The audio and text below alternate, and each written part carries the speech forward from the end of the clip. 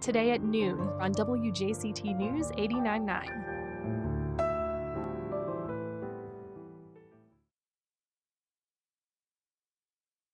This is WJCT News 89.9 in Jacksonville. Ahead in the next 5 minutes, live local news for the First Coast from the WJCT News team.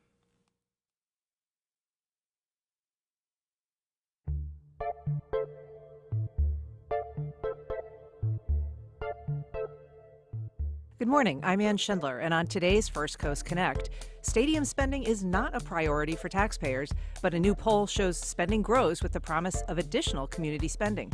We talk with UNF researcher Dr. Michael Binder about what the new numbers mean. Then, following a legal setback for plaintiffs, we get an update on the case against Jacksonville's panhandling ban. And it's a dynamic time for women authors and booksellers on the First Coast. We talk with 3 of them about an upcoming book festival pushing back on book bans. Then we talk to the producer of a film noir remake starring St. Augustine as a central character. You can join our conversation on air by giving us a call at 904-549-2937. You can also email firstcoastconnect@wjct.org or reach out via Facebook, Instagram, or X. It's all ahead this hour after the day's news. Live from NPR News in Washington, I'm Windsor Johnston. The criminal hush money trial of former President Donald Trump is entering its final stages, with closing arguments set to get underway at this hour. Both sides will present their case to the jury today. NPR's Andrea Bernstein reports attorneys for the defense will be up first. When the trial testimony began, the defense highlighted how long ago this was, pre-COVID, they said. They said the sexual encounter with Stormy Daniels never happened. They said that Trump himself never issued false documents. He just signed checks when they were presented to him. But most of all, they said Michael Cohen is a liar and there's no way to prove Trump was fully cognizant of the crimes unless you accept Cohen's testimony about conversations with Trump. That's NPR's Andrea Bernstein reporting. Trump is facing 34 felony counts. Ireland, Norway, and Spain are taking steps to formally recognize Palestinian statehood. Villa Marks reports it's a largely symbolic political move, but could deepen Israel's international isolation amid the war in Gaza. The Irish Prime Minister Simon Harris called his government's decision to recognise Palestinian statehood historic, a sentiment echoed by his Spanish counterpart Pedro Sanchez in Madrid. Ireland's cabinet gave effect to the decision Tuesday morning, meaning Ireland's representation in Ramallah will become a full embassy alongside the Palestinian diplomatic presence in Dublin. Palestinian officials said they welcome the announcements, but Israeli leaders have denounced the decision by all 3 European nations and recalled Israeli ambassadors from the countries. More than 140 nations worldwide now recognize Palestinian statehood at a time of growing pressure on Israel's leaders over military actions in Gaza. The US and Britain support a 2-state solution, but want that decision to be realized through negotiations, not through unilateral recognition. For NPR News, I'm Willem Marks. Lawmakers in Seattle are expected to vote today on whether to roll back new legislation that requires delivery drivers for DoorDash and other app companies earn the city's minimum wage. Lily Anna Fowler from member station KNKX has more. The new law requires that workers earn at least the equivalent of $19.97 an hour after expenses. Ever since it went into effect in January, DoorDash and other app companies have charged customers more, anywhere from $5 to $25 in fees. Some workers say orders have dropped as a result. Now the City Council is voting on a proposal to pay workers less in the hope that it will incentivize the app companies to drop the higher fees. Seattle City Council President Sarah Nelson has been leading the charge. I believe that we created a problem and it's our responsibility to fix it. Many workers and labor advocates have pushed back on the latest proposal. For NPR News, I'm Liliana Fowler in Seattle. This is NPR News in Washington. Time now 4 minutes after 9. This is WJCT News 89.9 in Jacksonville.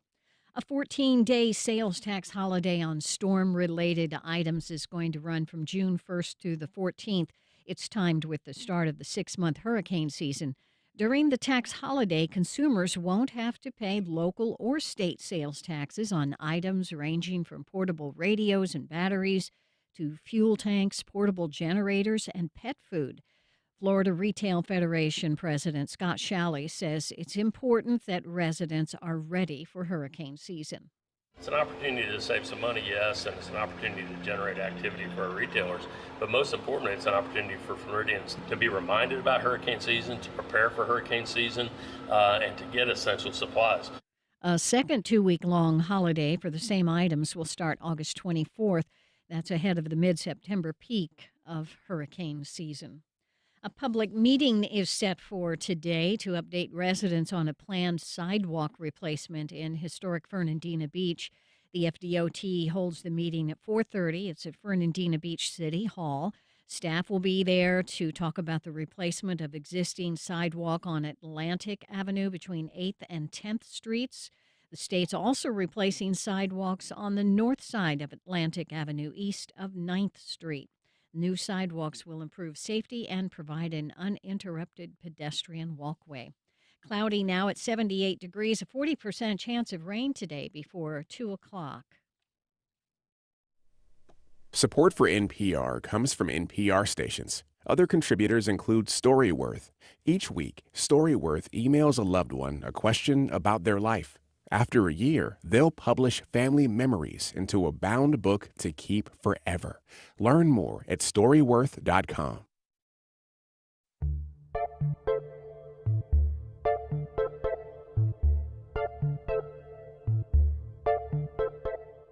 Support for First Coast Connect is provided in part by Baptist Health. Good morning. I'm Ann Schindler, and this is First Coast Connect. Today, more than a year after the city of Jacksonville passed a street-side panhandling ban, we get the latest on the federal legal challenge it provoked. Later in the program, celebrating 5 local women-owned bookstores and a director's update to a classic noir film that stars St. Augustine as the central character. But first, a new poll just released this morning shows nearly double the support for community investment around the stadium than for stadium renovations themselves. It's just one of the eye-opening discoveries in a survey by University of North Florida's Public Opinion Research Lab, which is run by Dr. Michael Binder, and he joins us now in studio. Welcome, Mike. Good morning. Thanks for having me. So let's start with the numbers I just mentioned. The deal proposed by the mayor and the Jags is not just a stadium redesign, but it includes this $300 million investment, community investment around that area and around the city. What did you find out about that? Yeah, this is something everybody always asks when you release polls. What surprises you? And most of the time, it's nothing. This time, this poll is just chock full of things that are really eye-opening. And about 41% of the community supports the stadium construction portion, right? Given Shad Khan $775 million to redo the bones of the stadium. But 81% support the community benefits agreement, the $150 from the city and the $150 from the Jags over 30 years, that goes to all the projects that aren't actually anything to do with the stadium, whether it's workforce or homelessness or parks or anything of those natures. And then when you put them together, it brings the full package over $900 million. Support goes up to 56%. So really, it's that community benefits agreements that's pulling support for the stadium kind of over that 50% mark. And it almost kind of flips the numbers, right? I mean, the community benefit component makes the project, especially among non-fans of the Jaguars, kind of in reverse. So it goes from 58% opposed to the paying for the stadium to 56% in support if it adds the community benefit component. That's really astonishing. It's crazy, right? Spend $150 million more. Now, Jags throw in 150 of their own, but that ups the support by really a significant margin. And when you kind of look under the hood at the folks that are opposed to the 775, but then after you add in the community benefits portion, almost 20% of the sample moved more supportive of the entire package when you add in the CBA. So would you anticipate that this is going to change the conversation at all? I mean, we've seen from council so far, particularly among people who kind of count themselves as Mayor Donna Deegan's critics, they've said that this community benefit component is no good. It's dead on arrival. It shouldn't be a part of it. Let's just focus on the stadium itself. Do you think that this is going to change the conversation? I mean, there's an irony to this that is the only thing, aside from a new jail, and we could talk about that later, that's really heavily supported as part of this package. Yeah, some of the minor details like the JAGs eating cost overruns and things of that nature are positive and supported by the community generally. But this CBA is really the only thing that's keeping this stadium deal above water. We asked another question, if you could choose between the $775 million for construction costs and keeping the Jaguars in Jacksonville or other city priorities, 58% said other city priorities. So even when faced with the threat of leaving for Jacksonville, voters just in and of itself are opposed to that stadium construction cost deal. And it's the CBA that's really saving it. And I can't believe I'm up here saying this, but I mean, that's what the data say. So you tried a different approach with this poll than you do in some polls. Instead of asking, your most important problem question, you tried to ask more open-ended questions. How did you approach that and why? Yeah, so we asked, what do you think should be the top priority for investment of tax dollars? And really, the whole reason for this poll was the releasing of the stadium plan and the idea that if we're not going to get a referendum on this and the city says we're not, and voters want one over 70%, we at least felt that they should have their voices heard in some large-scale random selection process like a poll.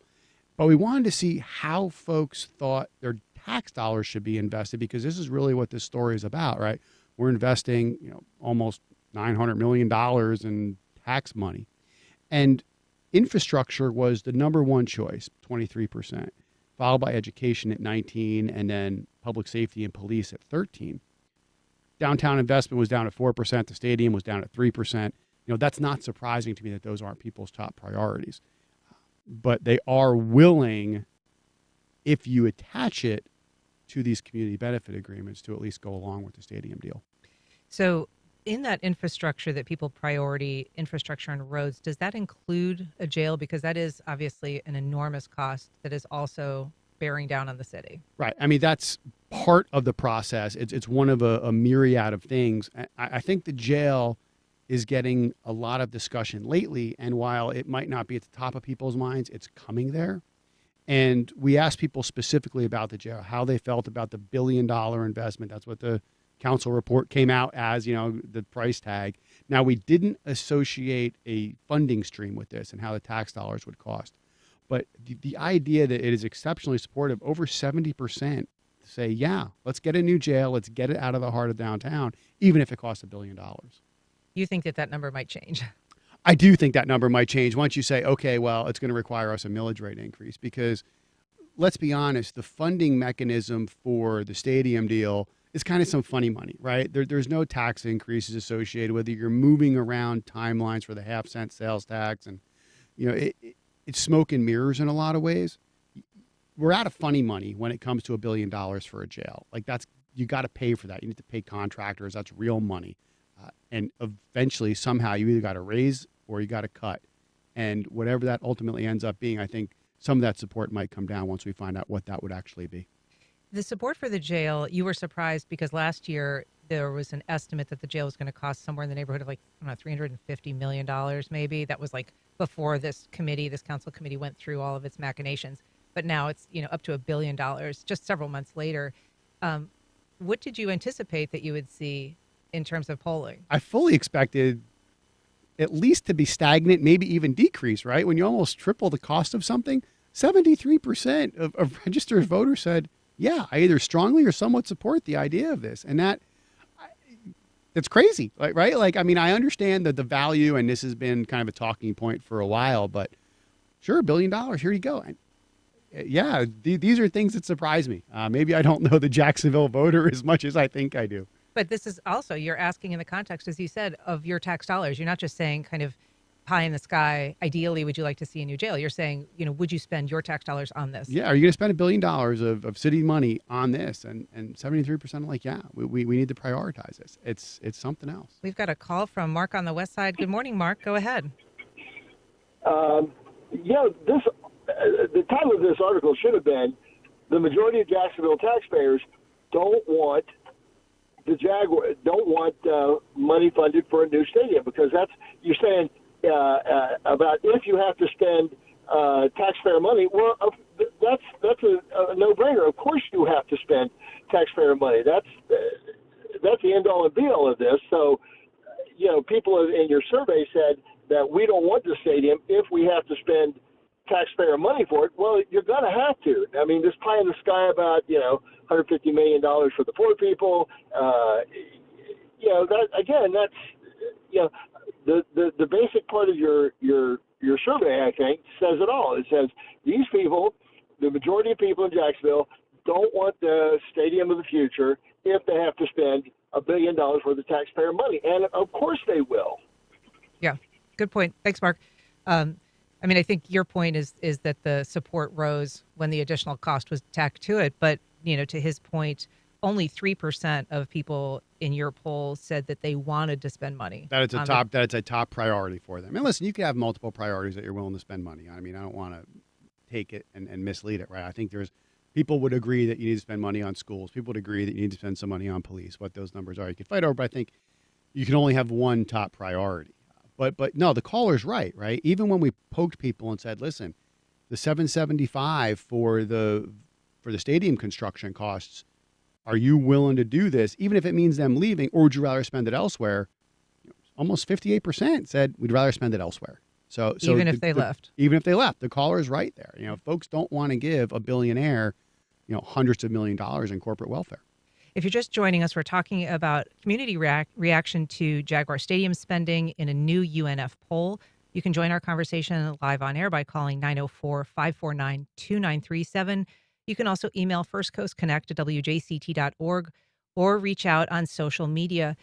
Mike, I want to ask you, too, about your polling on just the importance of downtown to people. And you made a really interesting point in your poll release about the number of people who ever come downtown. So talk a little bit about that. I found that even surprising. Yeah, and downtown has been talked about for decades before I got here, and will be decades after I'm gone, I'm sure. But we asked folks, how often do you go downtown for leisure and entertainment? A full 24% of our sample never goes downtown. Okay, great. Well, a few times a year, a couple of odd events here and there. That's 46%. So 70% of our sample goes downtown a few times a year or less. Yet there's a willingness not only for the stadium, but investing in downtown altogether. We asked folks what they thought about the importance of investing downtown. And we had a couple of different answer choices for them. And 39% believe that investing in downtown is critical for Jacksonville and for its future. And then another 28% said, yeah, I see the benefits. I have a little bit of hesitancy, but I see the benefits of it. So if you kind of combine those two groups as willingness to spend money downtown, that's 2/3 of the sample are saying, yeah, like I see the value and I'm willing to do it. I have some concerns, but I'm okay with it. When 70% of the sample almost never goes down there.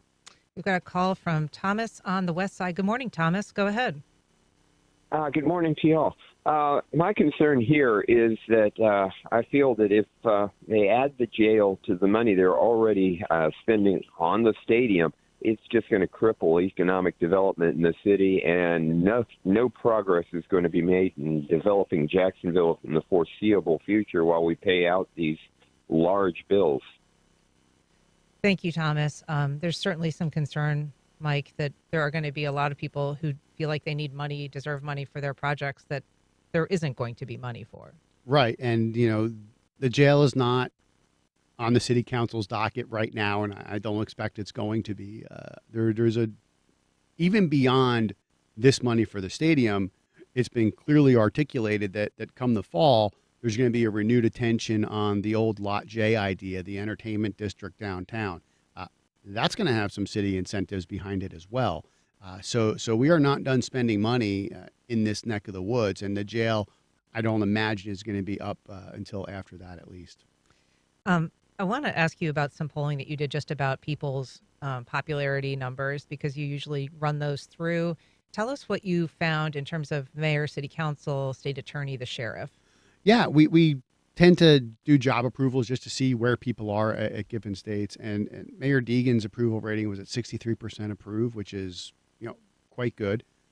That being said, mayors generally do pretty well. There was a time right after the JEA scandal around COVID that Curry wasn't, but even Alvin Brown, right before he lost re-election, was over 50%. Is that right? Yeah, he was. We had him at 55% right before he lost re-election. So Mayor Deegan's at 63%, which is good for her. Sheriff Waters is at 64%. In some ways, that gap is closed. Sheriff Waters had been ahead of Donna for a little while.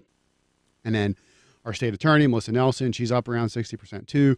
City councils, a little bit closer to 50-50, but there's still some approval for city council. They generally tend to do worse than all the individuals too. So, but by and large, our elected officials have some pretty solid popularity numbers. We've got a call from Erwayne. Good morning, Erwayne. Go ahead. My question is, I guess the statement is, I've been here since 1977. When I came here, we had Sears downtown. We had a number of things downtown, May Cohen's, on and on. Since then, they built the landing. It was poorly maintained. Now it's gone. What is there in comparison to any large city? What do they plan to do to actually bring business and people to the downtown and things that will impact people on a daily basis? Having a stadium, that's limited. Yeah, it's nice to say you got $1 billion stadium, but that's very limited.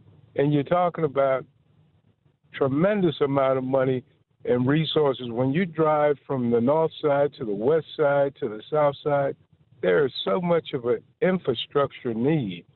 But let's start with the downtown. Yeah. Thanks, Erwayne. I sometimes think of the money that was spent taking down the landing, which I think is now in the neighborhood of, inching towards 30 million. Look at all that grass we have. It's so pretty. There is a nice lawn. But you think, what could it have been if that money had just been poured into redeveloping and reviving the landing? It surely would have made a significant difference. Sure. And the one thing to think about is, and this is important if you look around Jacksonville, it's hard for government to always be the driver of innovation for a variety of different reasons. There's an argument to be made that Jacksonville has a bright, growing, burgeoning downtown. It's called the town center. People are living there. There's restaurants, there's bars, there's shopping. Now, traffic might be a little bit of a headache, but there's an argument that that's downtown, at least as far as a mecca for people goes. Sure. I will say, at the last place that I worked, all of the young people moving to Jacksonville were moving into the town center. There you go. Just want to read an email from Mark. He says, I live in the Lake Forest neighborhood where we are overtaxed and underrepresented. Every day to and from work driving in our neighborhood, we get punched in the kidneys because the roads are atrocious. We have limited sidewalks as well. I would rather my tax dollars go to people than businesses. And then the Laura Street Trio, they are hideous. There's a lot of priorities the city has. There's a lot of priorities, and the infrastructure aspect with roads gets so much attention because of the federal highways that kind of bisect the city and cut it in pieces are always under construction. Mm-hmm. That's not really the city's situation, but there's a lot of blame that goes. But some of these local roads, yeah, absolutely. Lack of sidewalks, poor construction, aging infrastructure. These bridges aren't exactly brand new either. We're hoping, there's not a disaster, but these things happen. There's a lot of things to be concerned about here in Jacksonville. Well, I appreciate you coming on talking about this morning, Mike, because it's just a fascinating set of numbers. I think it tells us a lot about where our city's head is at. And we look forward to your next one. I'm sure we'll have you back on not too long from now. Sounds good. Thanks for having me. All right. Dr. Michael Binder here talking about the latest poll from the Public Opinion Research Lab at the University of North Florida. Up next, a citywide fuse to issue an emergency injunction. To learn why, we're joined by Charlie McGee. He's a poverty reporter for the online investigative newsroom, The Tributary. Charlie, thanks for being here. Thanks for having me. So remind us how we got to this point. So this is, the impetus is basically a lawsuit that was filed in February by an organization called the Kozak Foundation in regard to an ordinance that the city of Jacksonville passed early last year It's been dubbed essentially a panhandling ban. But what it does is it outlaws various forms of solicitation along what the city calls designated roadways, aka the busiest roadways in Jacksonville. It represents a little less than half of all roadways in Jacksonville, but we know how big Jacksonville is, and there's a lot of rural areas, and so these sort of vast, empty kind of roads are exempt, but the most high traffic areas, the ordinance essentially says that nobody is allowed to solicit donations, solicit a ride, any kind of solicitation, and the sort of underlying target was panhandling, people who are homeless or maybe just claim to be homeless, asking for money, holding signs on medians in the middle of the road or alongside the side of roads. It makes that basically a punishable offense. And the Kozak Foundation argues in this lawsuit that this ordinance is a violation of the First Amendment. And the reason that they argue this is that they are not panhandlers, but they distribute a free newspaper throughout Florida called The Homeless Voice. And the people who produce and distribute the paper are homeless Floridians. And they go up to motorists who are parked at traffic lights, offer them the paper for free, and say, donate whatever you can if you want. What's unique about this law is, it penalizes panhandling, but it also penalizes motorists if they give a donation or if they even give someone a bottle of water. That's right. Yeah, there's a couple different elements within the ordinance, and one of them is, prohibition on basically any physical interaction between a motorist or driver of a car and the person who is soliciting. And so, that's one of the punishable offenses, and it applies to the driver. And so the fact that the newspaper that they publish is at the center of this is the grounds for why this is being presented as a First Amendment violation? That's right. They're basically arguing that, hey, you might say that, panhandling is the only activity targeted here, but this also covers us. They say that they're distributors of the newspaper, the solicitors of the newspaper, who've done this in Jacksonville for years, have been threatened with arrest multiple times in the last year since the ordinance was passed. And so they've essentially shuttered their distribution of the Homeless Voice in Jacksonville. And I think we saw some numbers from our news partners over at Channel 4 in terms of the number of people that have been charged or arrested. They found that 69 people have been arrested, that the police have issued 670 warnings and 36 citations. So it is being enforced. This case was in court a week ago in federal court for a hearing on an injunction request. You were there. Remind us what happened and what the outcome was. Yeah, so the injunction hearing, this was regarding a request or a motion that the Kozak Foundation had made in the case to basically say, look, we might go into litigation, this might go to a trial, whether it be a jury trial or something. And in the meantime, while all that goes on, we're asking you, the judge, to bar Jacksonville from enforcing this ordinance, at least temporarily. And then when the case is resolved, what they're hoping is the ordinance will be scrapped permanently. And so they're saying, in the meantime, stop Jacksonville from enforcing this. And the judge didn't rule at the end of the hearing. Sometimes a judge will rule from the bench, but in this case, he took some more time to consider it and ultimately decided that he's not going to grant the preliminary injunction. So Jacksonville still is and is allowed to enforce this ordinance while it fights this lawsuit. The threshold for an injunction in a case like this is pretty high. It is pretty high. He basically said in his order that, this is not an indicator of how I'm going to rule in the case.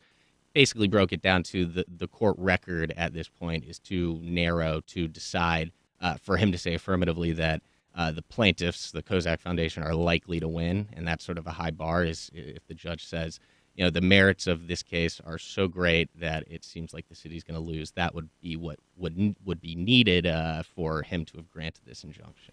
So the city is being defended in this lawsuit by the Office of General Counsel, which is the attorney for the entire city, including the city council.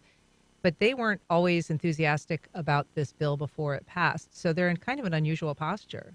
Yeah, it was a debated policy. There's, even when it was passed, there were sort of city leaders who were people involved in the community, and a few council members who were critical of it, basically saying this is a little too punitive of a law. It is outlawing people who may be desperate for money and need it to survive. Barring them from even the possibility of getting those kinds of donations from people in a major area. And so it's a controversial policy, but the city's standing by it in court now. There are other similar laws around the country, a lot of them being challenged on similar grounds. So is there any consensus in terms of, legal minds? Is this all heading back to the U.S. Supreme Court ultimately? It's hard to say. It seems possible, though, and we've seen the Supreme Court consider similar types of ordinances. Actually, one of the cases that applies to, I've cited in my reporting, is a case called Papa Cristo versus the city of Jacksonville. This was in the 1970s, and it was a different kind of law. It outlawed things like vagrancy and, sort of just broadly throughout the city of Jacksonville in the 70s, and that went to the Supreme Court. It was struck down as unconstitutionally vague, is what they say. And so it's hard to say that there's a consensus. Both the city and the plaintiffs in their filings have cited different court cases and precedents that sort of support each of their arguments. And so it's possible, that's kind of one of the main reasons the Supreme Court exists, is to sort of give the final judgment on this kind of thing. And if this would be the case or not, that goes, who knows, but it would be interesting if that did happen. So this law applies, as you were saying, to kind of major arterial roads throughout the city of Jacksonville. But some people will remember, isn't it already illegal? I mean, the city did pass a panhandling ban 20 years ago or so. Yes, yeah. And that was, it's interesting because this was a sort of debate in the couple of years leading up to this 2023 ordinance that's now being challenged. Is there were some complaints throughout the city that there was a rise in panhandling, specifically sort of children being used to panhandle at these roadway areas. And the whole concern was public safety, right? And that's the city's argument, is that we're not looking to restrict the First Amendment or overstep for free speech rights. We're just trying to protect public safety. And the law that you're talking about, it's still on the books as far as I can tell, but the Jacksonville Sheriff's Office had said in 2022, they told Action News Jax that that basically past court rulings had ruled that panhandling is protected by the First Amendment, and so that had sort of watered down their ability to actually enforce that old ordinance. So it's another interesting element. It'll be interesting to see if that factors into the case of, well, you already have this existing law that sort of says the same thing in many ways. So the current law that's being challenged, as you said, is predicated on the idea of public safety. And so the city came with some numbers trying to indicate that there has been some measurable decline in traffic incidents. Yeah, that was one point that came up at the preliminary injunction hearing. Was the city, they couldn't say affirmatively, that, hey, since this ordinance has passed, we've seen this reduction in pedestrian on vehicle accidents, which happen at a high rate in the city of Jacksonville, apparently. That was one of the arguments for passing the ordinance. But they said, we have indicators that there have been reductions in the time since. But the judge challenged that point, basically said, do you have any evidence that this ordinance or the reduction in panhandling has anything to do with reduced pedestrian on vehicle accidents? And that is another one of the arguments the plaintiffs are making, is until the city proves that people panhandling around roads has anything to do with these high rates of these kinds of accidents in Jacksonville, this is an overstep. It's sort of too much of an assumption for the city to just say, well, let's ban panhandling, even though we haven't provided evidence that it has. And we should say there is a provision that allows for permits in some cases, but it's a fairly high threshold of what is required of somebody seeking the permit. Yes, there's criteria. They call it, I believe, a charitable solicitation permit, which would allow you under various guidelines and restrictions to do certain kinds of solicitation in these high traffic areas of the roads. But as you say, you'd have to get a permit from the city. You can only have said permit for up to 6 days per year maximum to do that, and you'd be prohibited from that every other day of the year. And some of the criteria that has come up that's been challenged the most by the plaintiffs is you have to provide the city proof that you have at least $1 million in general liability insurance coverage, which the Kozak Foundation argues we don't have the financial resources to do that. Most people panhandling probably can't. It doesn't. Yeah, that seems like a pretty high bar for someone who's asking for money on the side of the road in the first place. And there's an exemption to that requirement, which says if you have been deemed indigent, which is basically a term, that you're completely destitute, unable to afford, it would just be out of the question that you could have $1 million in insurance coverage. But the Kozak Foundation argues is, well, we're not a human being. We are a nonprofit, so we aren't capable of being deemed indigent. So it's almost, yeah. Well, Charlie McGee, thank you so much for sharing your reporting on this. We'll continue to follow this, and we hope you come back. Absolutely. Thank you. Check out the Tributary to get follow-up coverage. Absolutely. Check out the Tributary any day. Number one. And number two, it's a way for us to heal and build communities. For people who don't know the term BIPOC, remind us of what it stands for. BIPOC, and I'm going to look at my, it's going to be Black, Indigenous people of color. Thank you. Thanks, Angie. All right. And so you focus on creating kind of a space that's safe for women writers, and you do that through something called Circles. What does that accomplish? It really accomplished the ability to give safe space for women to voice their thoughts and opinions where there might not be uncomfortable, or give the opportunity. And it really serves as a foundation for us building community. The goal is to be welcoming and sort of free of judgment. Definitely free of judgment. Yeah. It's somewhere where you have the ability to write down and communicate your innermost thoughts. And again, you don't have to share it. You can keep it to yourself, or you can take the opportunity to share with like-minded people. So, Casey, you're a co-founder of Rebel Readers. What led to the creation of that group, and what does it do? So we were born directly as a result of the most recent book banning in the state of Florida. Katie and I are both former educators, and so we saw firsthand the literacy rates declining and students struggling with reading and writing, and we were born out of just wanting to provide unobstructed access to multicultural, diverse, banned, and challenged literature. What are you seeing in terms of book bans? Is that what you're saying is contributing to problems with literacy, problems with engagement? Absolutely, absolutely. Book banning doesn't help anyone. What a child reads should be determined by that child and their parent, and that's what we are trying to facilitate. And you're a former educator? That's correct. And so you were seeing some of this while you were in school? Yes, ma'am. And Yes. so what was the kind of feeling in the schools when you were coping with these book bans among educators? It's a weird feeling of helplessness, honestly, because we see a problem and we know how to fix it, but we could lose our licenses for fixing it by providing access to literature. That it only takes one parent to file a complaint and have a title removed from the entire district. So there were 565 books, Representative Nixon, in 2021 and 2022, and that number went up to 2,700 in the following year, in 2023. Most of those complaints coming from Northeast Florida.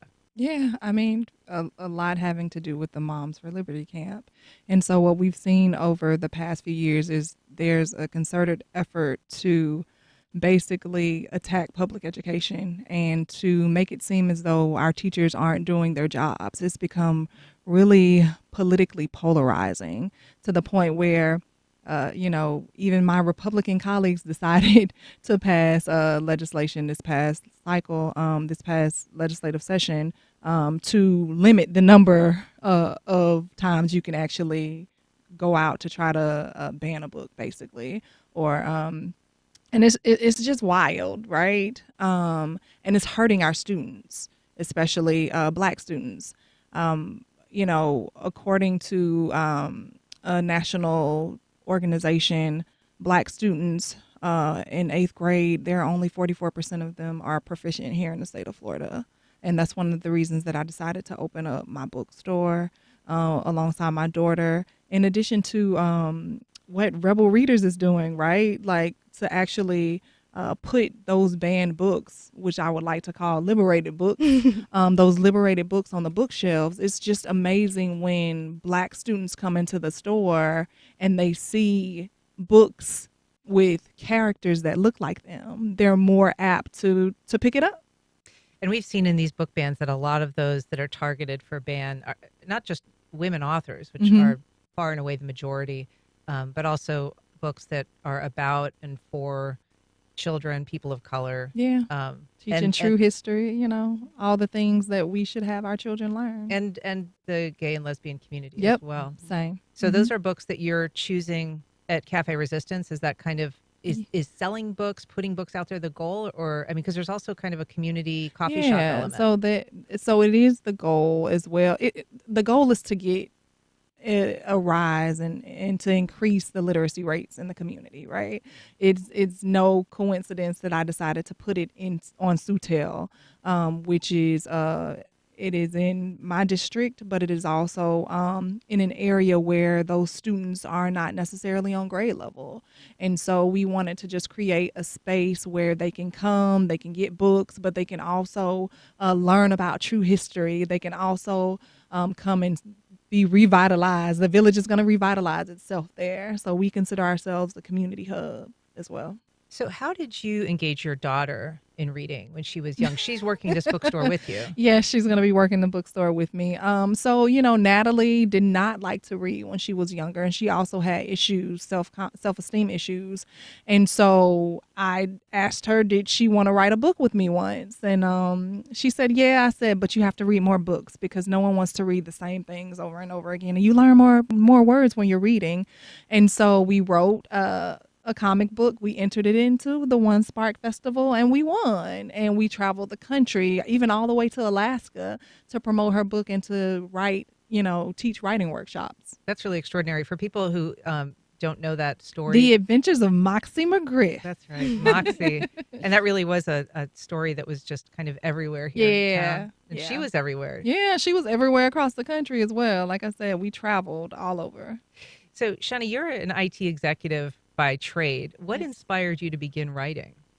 Actually, it's a funny story. I've always told funny stories to my kids. I think, as Angie says, to try to encourage my kids to read more. We've always took the opportunity to write stories together. But when my granddaughter was born about 2 years ago, we worked with her on different languages and learning different languages. So the story is she was learning Mandarin at the time, and working with foster kids. It's amazing how many kids don't leave their block, and how many kids don't get the chance to travel to different places.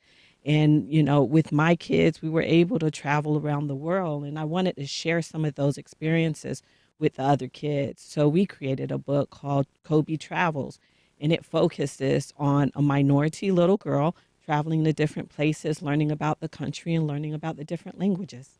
And so you did one to the Kobe Travels to Spain, another one, Kobe Travels to Cuba. Are those experiences that you've had or been able to share with your family, or are they just imagined through the literature? Nope, they're experiences that we've had with my family. So my family had the opportunity to travel to these places. And I think that by kids reading about these different places not only encourages them to want to try and explore more because someone like them is doing it, but also gives us a cultural tolerance that is very much needed in our salad bowl of culture today.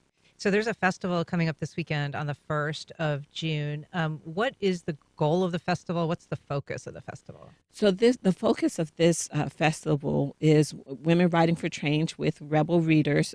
We are sponsoring around 30 to 40 different authors to come out to talk to the community and also to get the opportunity to sell their books. All right.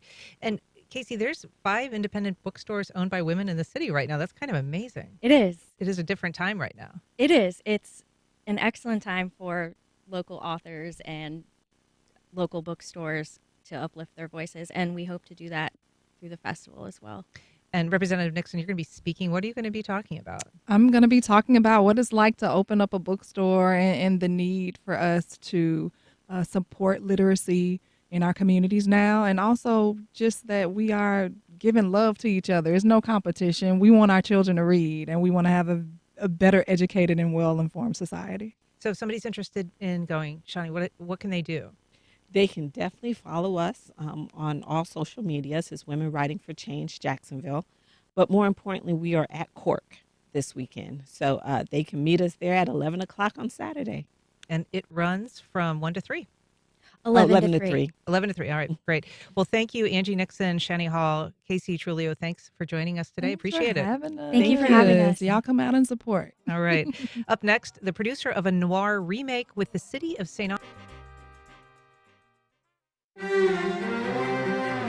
In Honduras, family members of the disappeared have been marching for 40 years, demanding justice for victims of state violence. Muchos países ya han hecho justicia. Nosotros no. This lawmaker says other countries have already served justice, but not us. Refusing to give up on disappeared loved ones in Honduras, next time on The World. This afternoon at 3, here on WJCT News 89.9. The ancient philosophy of Stoicism is having a renaissance. This question of like, well, what's a good framework or operating system for like being a person in this crazy world? That to me is what Stoicism is. And it's kind of been refined over thousands of years. A refined operating system. Well, that's tech bro speak, but Stoicism is drawing adherents far beyond Silicon Valley. We'll find out why. That's on the next On Point. Today at 11 on WJCT News 89.9. On the next Fresh Air, we talk with journalist Rachel Summerstein about the history of C-sections, why we're seeing an increase, her own harrowing experience of having one without anesthesia, and how the medicalization of childbirth has, in some instances, taken agency away from a mother's ability to control her birthing experience. Summerstein has a new book. Join us. Today at noon on WJCT News 89.9.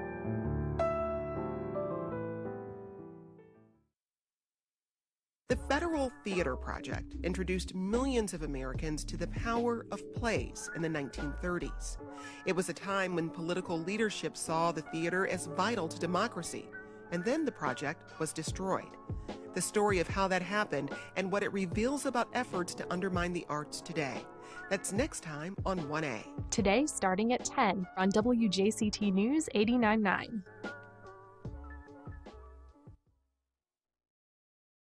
What are you going to do? Find out why. There was a man. You've been dealt a bad deal. So don't make it worse. So did they tell you how long? A couple days, a week at most, if I stay quiet. Yeah, but you haven't stayed quiet, have you?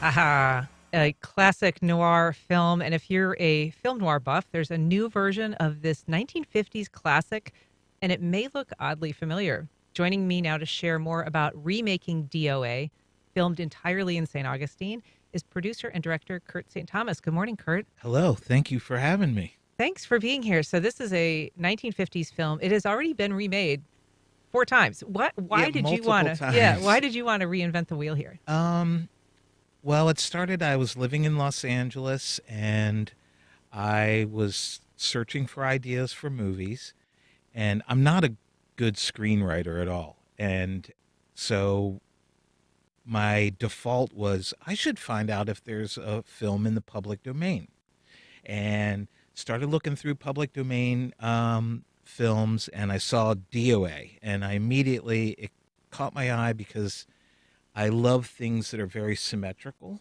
and I was like, that will look great on a poster, real easy.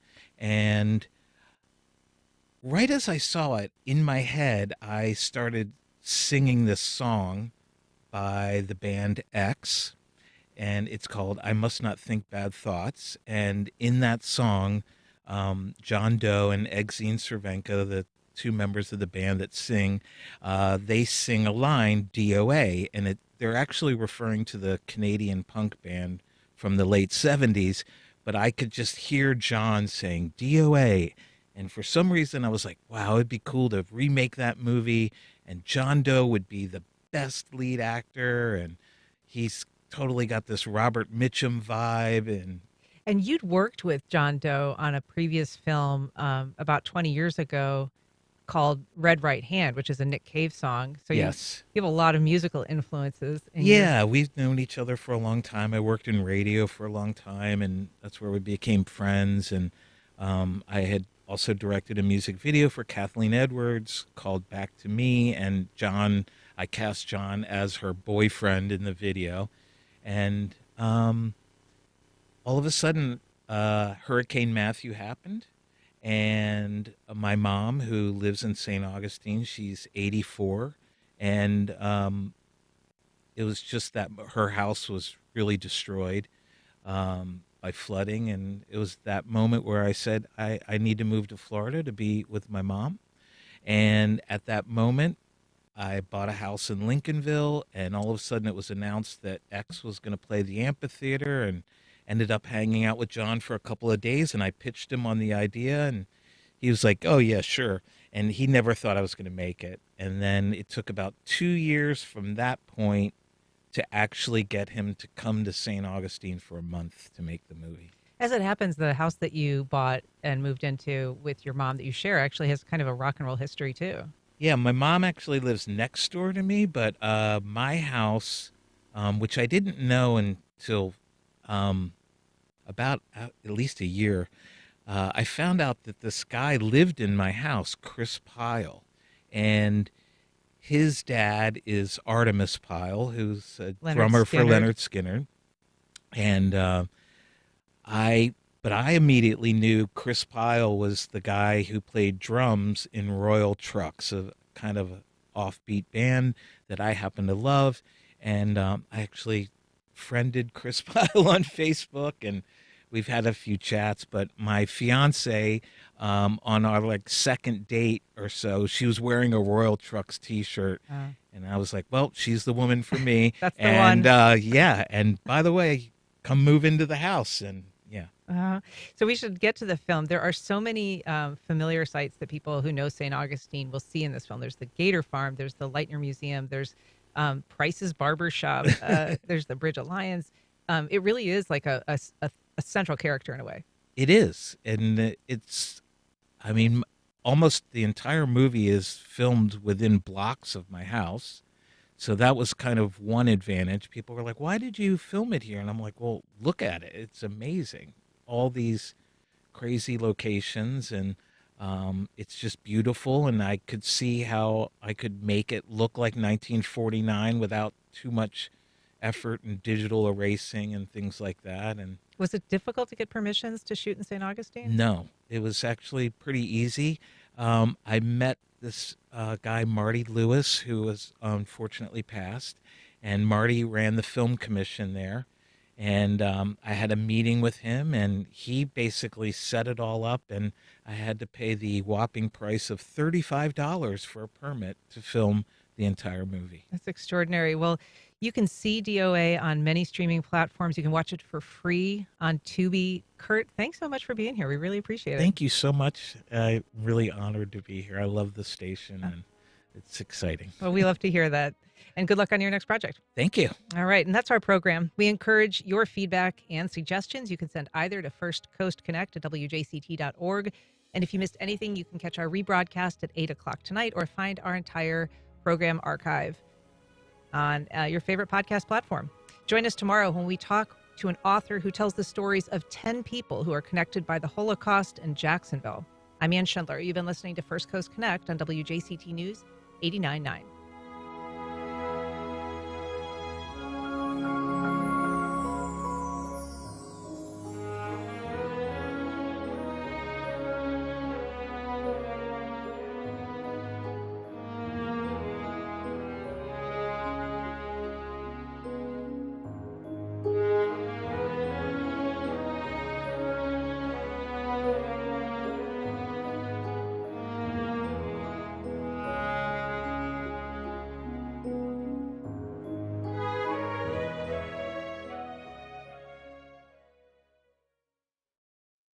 Support for First Coast Connect is provided in part by Baptist Health. Baptist Health is a proud supporter of First Coast Connect. Baptist Health, committed to building a healthier community for all of us. More info at